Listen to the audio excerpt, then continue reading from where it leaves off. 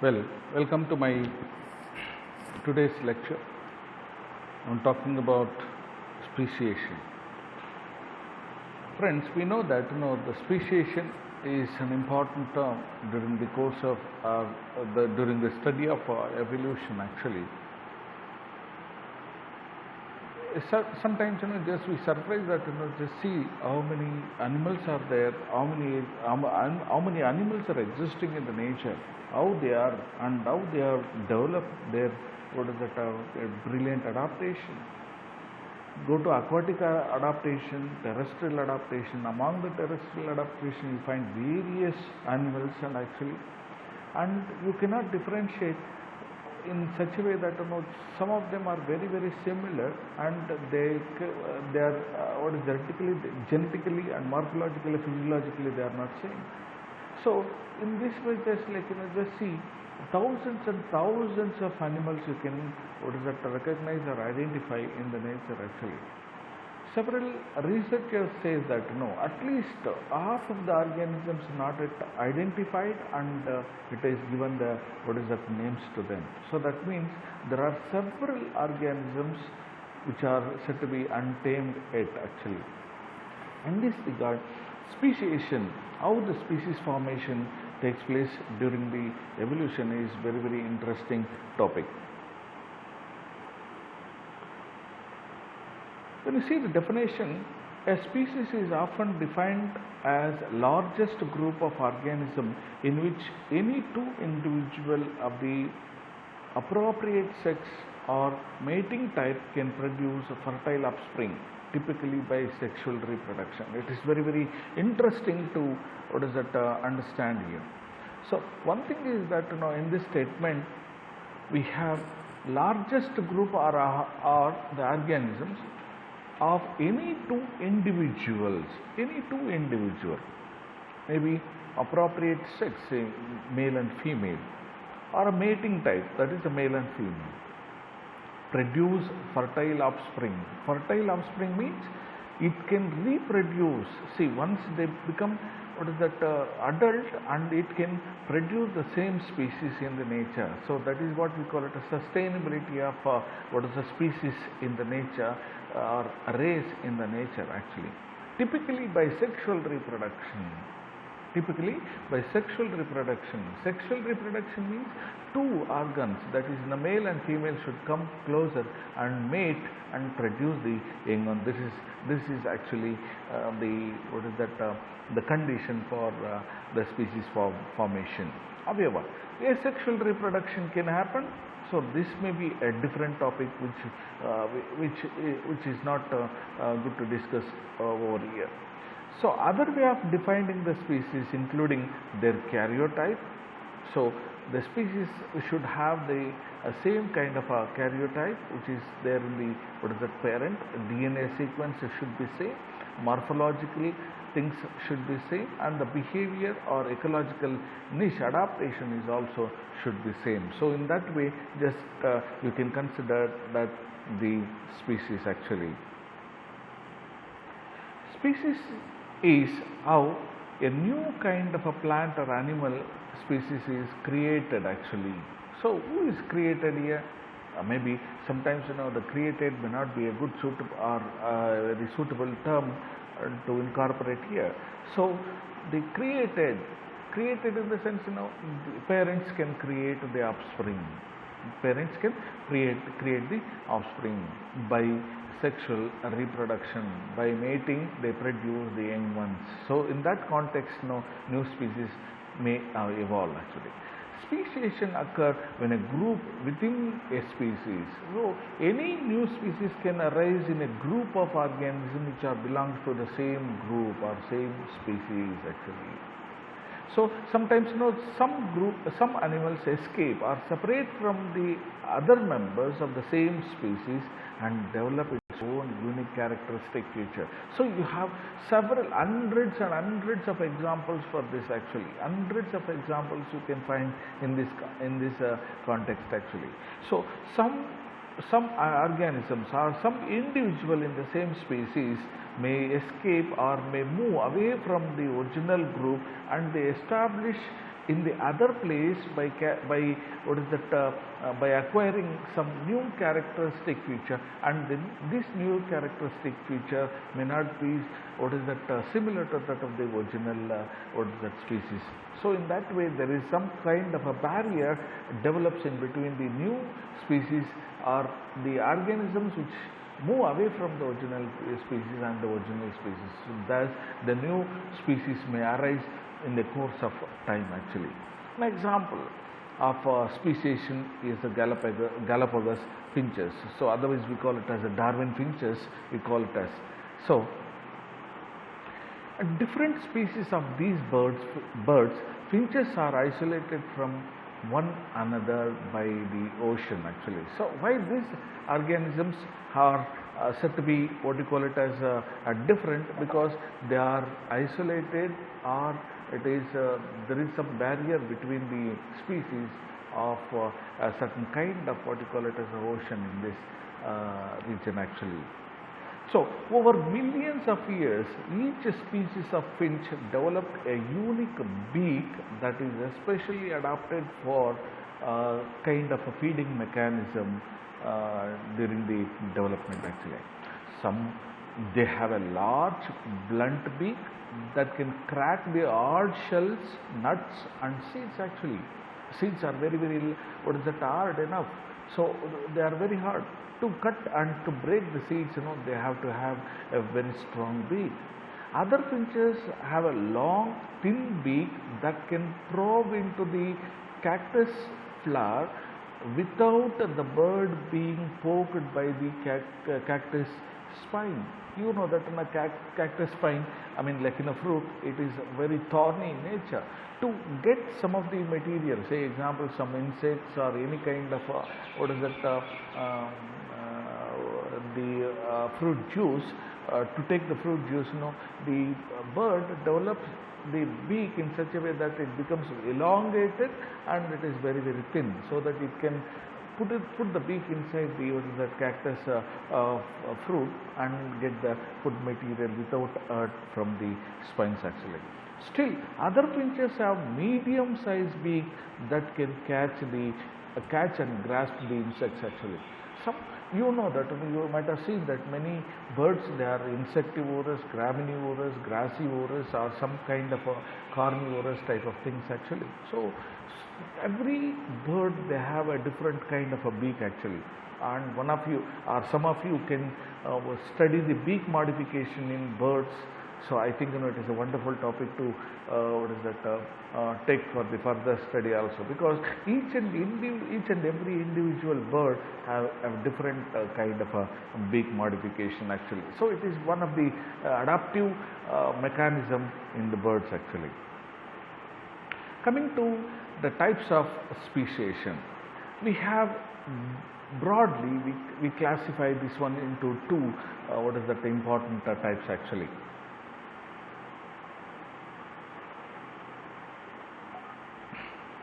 Important two types actually. One is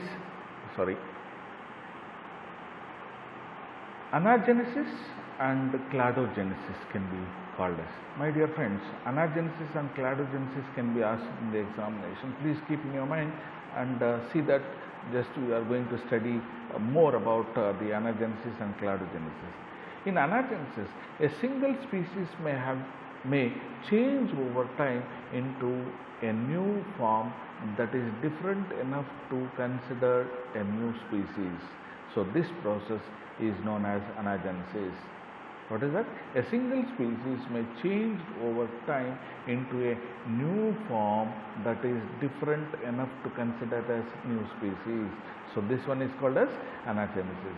The same way, cladogenesis, more commonly a species may become split into two groups, a group of organisms split into two groups that no longer share the same gene pool. After quite some time, they don't come and meet each other, and the interbreeding is not at all possible. They block the interbreeding because of various reasons. So this process is called as cladogenesis. So there are several ways in which the anagenesis and cladogenesis may take place actually. So in all the cases, reproductive isolation is very much important, which is occurring actually, whether it is anagenesis or cladogenesis. You may find that the reproductive isolation is very commonly occur in this species actually. So importantly, we have a sympatric speciation. So what is that sympatric speciation? How it exists actually? So this can divergent occur if no physical barrier are in the place to separate the individual who continue to live and reproduce in the same habitat actually. So within the group of organisms, say example, thousands individuals are there. Within 1,000 individuals, some of them they exhibit their uniqueness within that, and they segregate themselves within the habitat, and they become new species in the due course. So after isolation, they don't come and mix with the original species for either for sharing of any kind of things, generally gene sharing or etc. So the answer is that the process of speciation within the same species is called a sympatric speciation. So the process of speciation within the same species is called as sympatric speciation. So a number of mechanisms for sympatric speciation have been proposed and studied by several researchers actually. One is a serious chromosomal error during the cell division. The chromosomal error will, say example, mutation. During the mutation, the chromosomal error might come, or duplication of genes comes in the picture. So in this way, what happened, the offsprings may get a different kind of a traits actually. So these traits enough to separate the organism from the original species during the course or during the due course actually. In a normal cell division event, chromosomes replicate,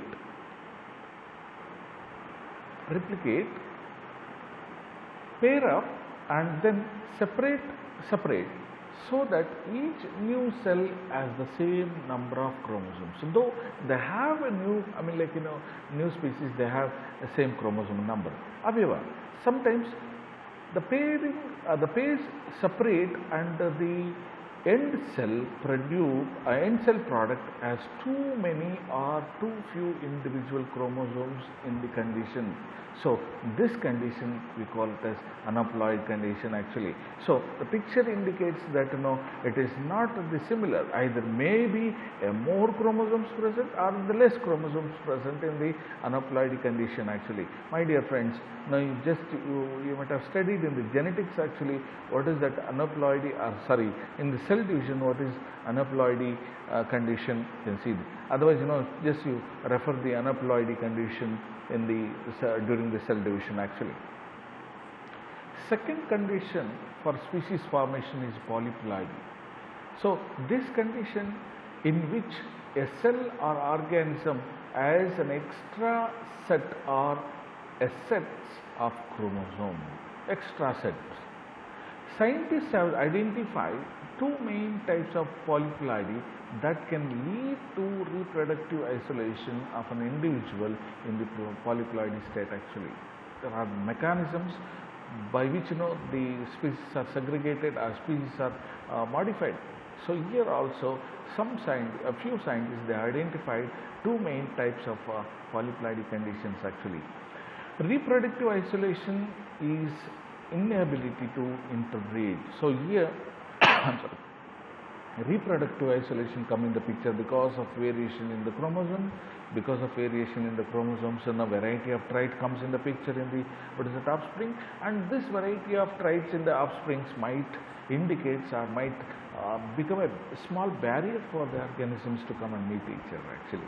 So in some cases, a polyploidy individual will have two or more complete sets of chromosomes from its own species in condition called as autoploidy. So just to check the what is that picture, and you refer the autoploidy condition in the cell biology, just you can understand, and you need to understand more about the autoploidy and polyploidy, because they might ask you about the condition what you call it as polyploidy and autoploidy in a short short note question. Autoploidy results when mitosis is not followed by cytokinesis. So cytokinesis is very simple process. That is the cytoplasm division, and this cytoplasm division may not occur during the division of the cell actually. So this is one of the reasons actually.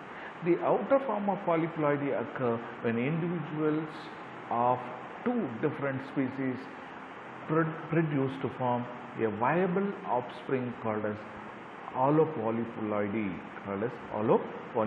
Here also, my dear friends, just you have to check what is allopolyploidy, polyploidy, what is that autopolyploidy, etc. All these things, just you have to check and read it actually. So in alloploidy result when two species made to produce viable offspring.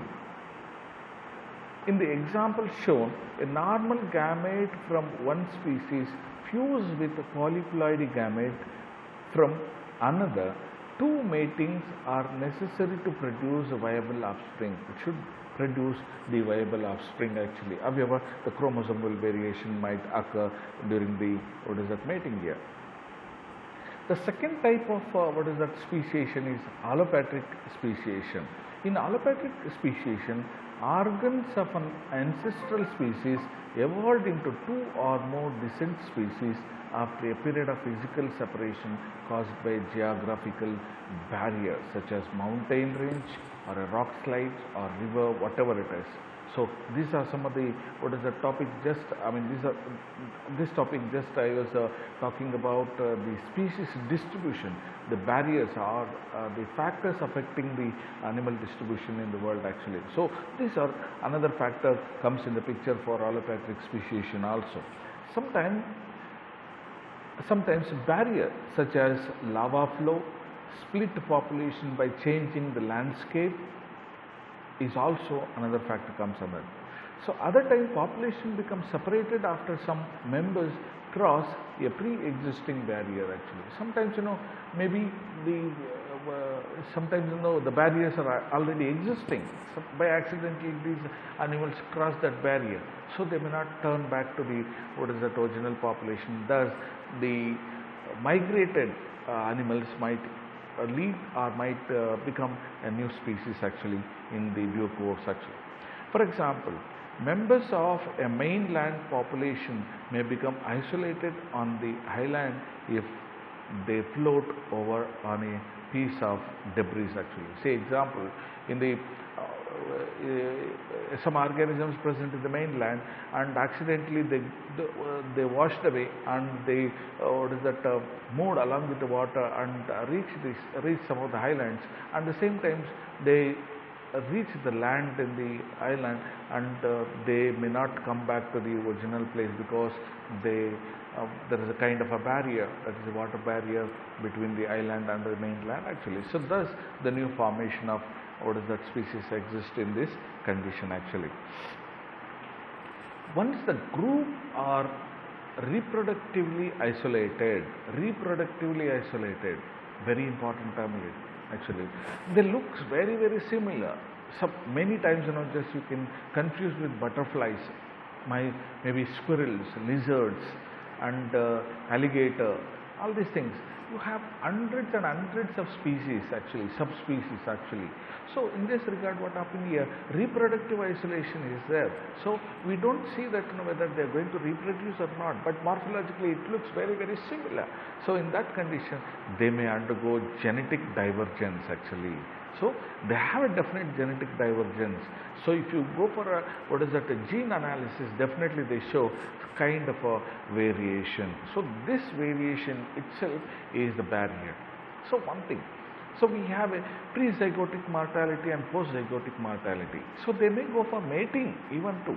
So they may go for mating. However, after mating, the zygote might die.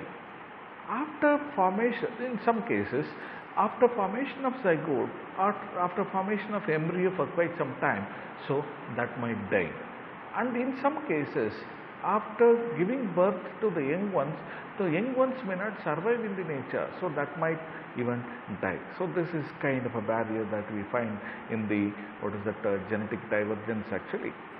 So that is, they may gradually become more and more difficult in their genetic makeup and heritable features over many generations. So that's why, so they become what you call it as the animals will become like separate from each other. So the basic nature as we have to follow is animal has to produce the offspring as many as possible, so that the race should be continued in the nature. So in this context, like new organisms keep developing, and they they are very much what we call it as a species specific in reproduction actually. So the genetic divergence happens because natural selection play a very important role in the species formation actually. So how the nature play a very important role for isolation of the organisms. After isolation of organisms, how these organisms evolved as a new individual. After new individual, what are the criteria which is required for the organisms to grow further is also guided by the nature itself actually. So in this way, which may favor different traits in each environment, and other evolutionary forces like genetic drift also. See, genetic drift also came in the picture actually. So here, what happened here? So ultimately, the nature will guide the species to for adaptation, and go for new adaptation in that particular area, so that they can exist comfortably. So here you have two squirrels actually, and these two squirrels are it looks very similar. However, so they are not genetically similar, and they cannot interbreed. My dear friends, you can see this structure. What we have is the south side Aries antelope squirrel and the white-tailed antelope squirrel. It looks almost like very similar. However, they are not very similar in genetics actually, or genetic divergence can be seen here. So that is why they cannot mate each other. In the same way, you have many animals like that. Say an example in aquatic organisms like perches. If you take an example, perches, or